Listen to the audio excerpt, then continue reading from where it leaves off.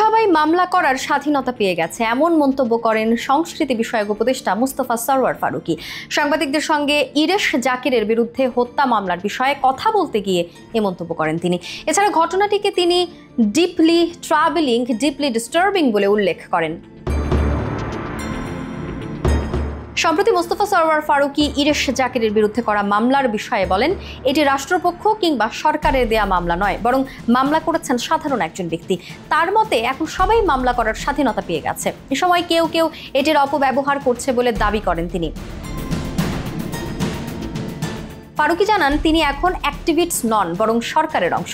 এ কারণে কথার চেয়ে কাজ বেশি করতে হবে বলে জানান তিনি। তিনি বলেন, ইরেশ জাকিরকে আমি ব্যক্তিগতভাবে চিনি। তিনি জুলাইয়ের আন্দোলনেও অংশগ্রহণ করেছিলেন, ফলে এটি deeply travelling, deeply disturbing.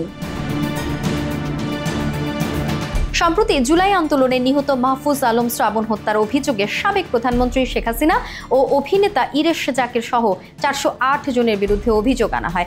20 April নিহতের ভাই মোস্তাফিজুর রহমান বাপ্পি ঢাকার চিফ মেট্রোপলিটন ম্যাজিস্ট্রেট আদালতে মামলা দায়ের করেন। পরবর্তীতে আদালত তার জবানবন্দি রেকর্ড করে মিরপুর মডেল থানার অফিসার ইনচার্জকে নিয়মিত মামলা হিসেবে গ্রহণের নির্দেশ দেন।